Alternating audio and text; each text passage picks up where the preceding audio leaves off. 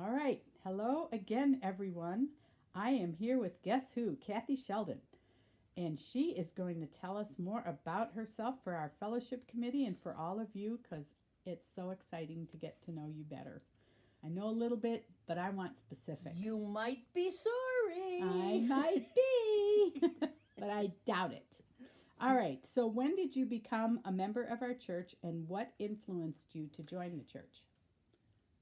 I moved to Yankton with my husband in 2011.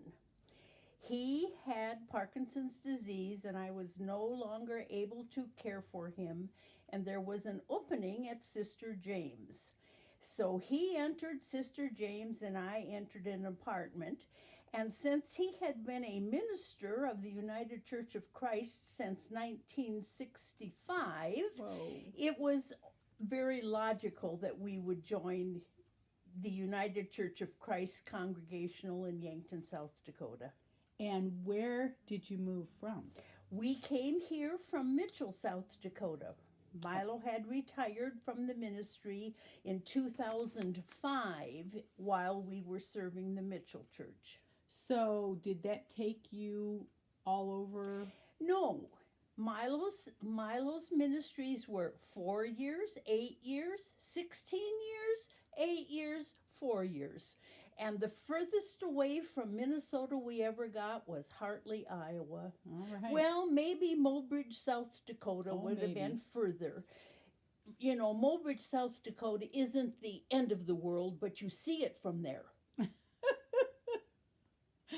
Okay. So, did you work?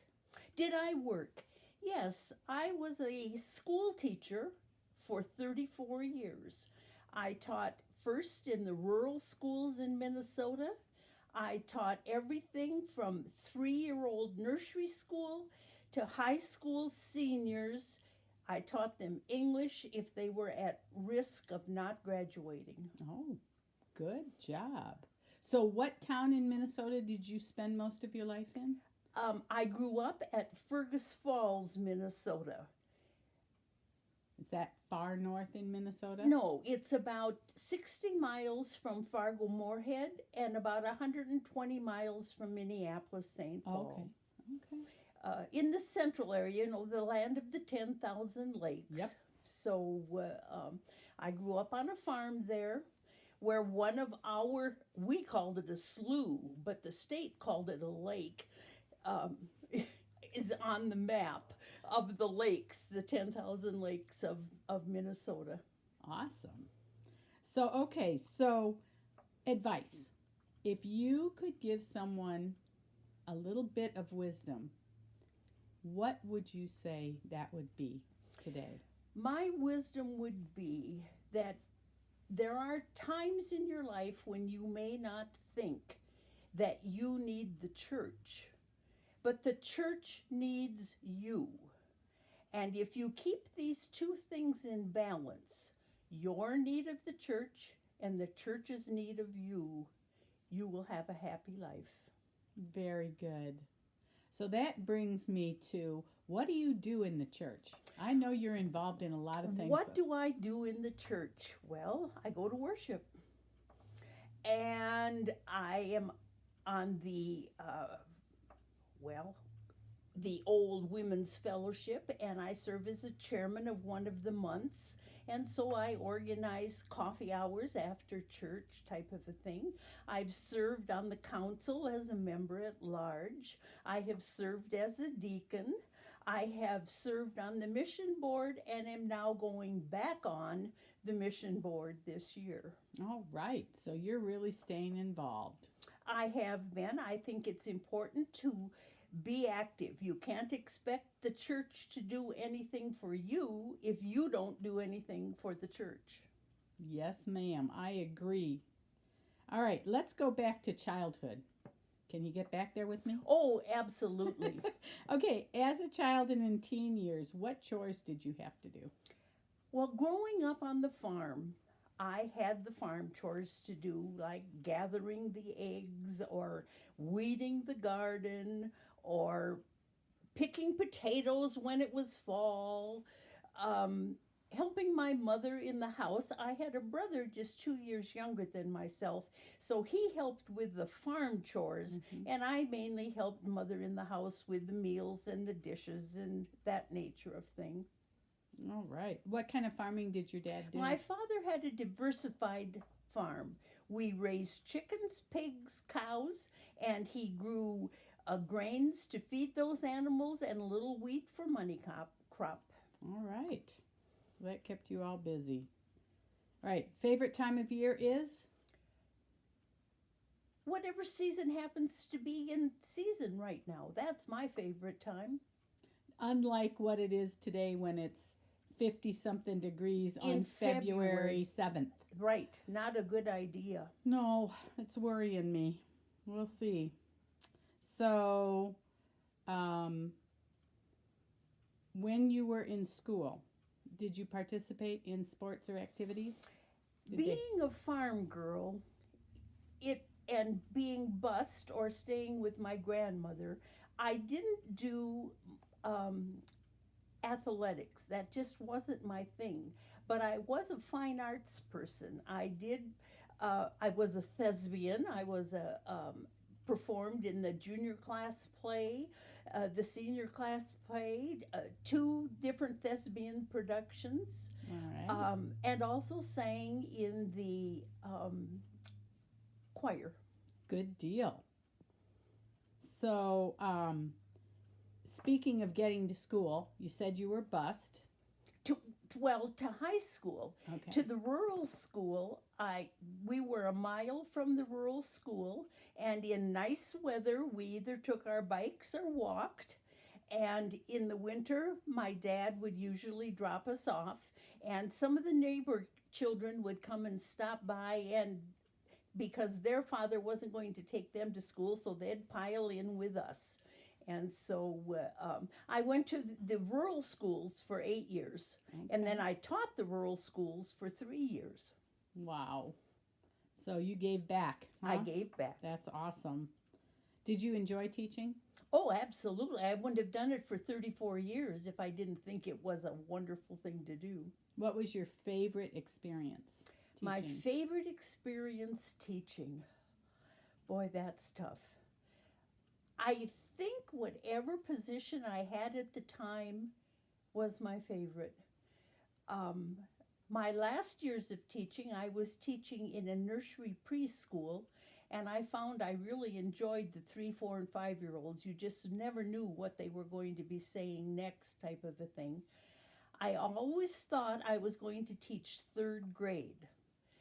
But when I had the chance to sign up to teach in Fridley, Minnesota, because Milo was at seminary, and we were married now, and I was going to be teaching in the Twin City area, for whatever reason, I said I would like a 1st grade room. Now, I don't know what possessed me to do that, but I enjoyed that. I enjoyed I think one of the things that I liked about the teaching, in contrast to the rural school teaching, is I liked the camaraderie between the teachers at whatever I was teaching at that time. So did rural school just have one teacher for all the grades? Yes. Okay. The first year I taught, I had only 7 grades because I didn't have any 1st graders, and I had 28 children. Wow. And the next year that I taught, I had those 28 children plus 9 1st graders. Wow. So I had a fairly large, and I tell you, the best part of that was the salary. I got $315 a month. Wow. Wow. But I was living at my parents' home, so I didn't have a lot of overhead, so it was okay. There you go. So speaking of Milo and all his encounters, how did you two meet? He took me to the senior prom. Did he just walk up to Kathy out of the middle of nowhere, or did you know him? We had gone to the same church. Oh. And my family likes to kid me and tease me about the first Sunday that he was in Sunday school. And I supposedly, and I do not remember this, but I've been teased about it my entire life, I was about a seventh grader, I suppose, and I supposedly said to my mother, "There was the cutest new boy at Sunday school today." And you're getting red just thinking about And it. they've teased me about that. All my siblings did. My children don't know so much about that. I tried to keep that from them, but anyway. So 7th grade, you've known him that long. Yes, That's we went to the same church, a Congregational and Presbyterian United Church, and so we were in youth group and Sunday school together. Did you? So your first actual date was prom? Yes, Wow. the senior prom. Wow. Were you surprised when he invited you? No, Okay. because he used to. It wouldn't really be a date, but I didn't drive until I was a senior in high school, and my sister would pick me up from youth group. And when she would come to pick me up, if Milo was going to take me home, he would tell her just to leave, and he would bring me home. So he did give me a ride out to the farm a couple of times before the date. Okay. So, when did you guys get married? What time of year? We got married in June Okay. in 1963. Did you have a big wedding? I wouldn't say a big wedding. I would say just an average wedding for that time of the year. My brother had gotten married on June 1st the same year, just before me, and so we had to be a little cautious about No the double guest wedding, list. no, No, huh? no double wedding. Okay. So, did you have attendance that? Yes, I did. My sister that was killed in 1970 was my maid of honor. And a high school girlfriend was an attendant, and my kid sister, who is living in Atlanta, Georgia area, was my junior bridesmaid. Oh, that's sweet. What kind of flowers did you carry? Do you remember? No, I don't. Okay. It was just a bouquet. Okay. Do you remember what color the girls' dresses were? Yes, they were aqua green, and I could go out in my garage and bring you in one if you'd really like to see it. Wow. Am I a pack rat? Yes. Well, there's advantages to that. There really is, and you're looking around at some of Kathy's wonderful quilting surrounding her because she's an excellent quilter and seamstress. Otherwise, I have personal knowledge. So, okay. So something surprising about you that people don't know. I think I've just disclosed it, probably type of a thing now. There's a question on that piece of paper of what influenced your life, that whatever. And I guess what most people, I think, have heard me make reference to the car train accident in 1970 when my sister and her husband and their 7 children were all killed. They were hit by a train, and that was a very definite life-changing experience. I was one of 6 children, and she was my partner. There was 2 brothers, and then there was she and I, and then there was my 2 kid siblings. And I lost my partner back in 1970. Horrible. Yeah, that's something that is a But real then, altering experience. at that time, and most of you here in the church know who Todd Sheldon is, I was pregnant with Todd Sheldon at that time, and we always told him he had an awfully big shoe to fill because he had to replace those 9 people of my family. Oh my. He's done a good job of it. Yes, yep, true. Now, okay, so do you remember your grandparents and what? Oh, absolutely. I remember my grandparents. In fact, I was thinking about my dear grandmother the other day when we were in that cold spell. We would stay with my grandmother from Sunday night until Friday night during the winter months, so we didn't have to ride the bus. And we would walk to high school because Grandpa and Grandma didn't take us to school. And Grandma would say, "You better dress warm. It's so hot out there, it's going to melt the hair right off the top of your head." And I remember my grandmother also having homemade donuts in the freezer. And I used to consume those donuts frozen. I'd come home from school and I'd say, Grandma, can I have a donut? They're in the freezer, she'd say, and I would go out to the garage to the freezer and get my donut and have my donut after school for a snack. So what did your grandfather do? My grandfather was a retired farmer. Okay. He also was a person who could play the bones. He had the two bones, and he used to walk. He lived to be 103. And he used to walk to the nursing homes in Fergus Falls and entertain the elderly with his bones. Or he played the violin. Oh, wow. And he would play the violin or his bones to entertain the elderly. That's amazing. That's amazing. So your grandmother, did she work or did she stay home? Or? My grandmother... Well, it was a strange family situation because my blood grandfather passed away when my father was 2 years old. And my grandmother remarried to my grandfather, who had 7 children, and she had 4 children. So her life was spent busy raising children. So my father was one of 12, and my mother was one of 12.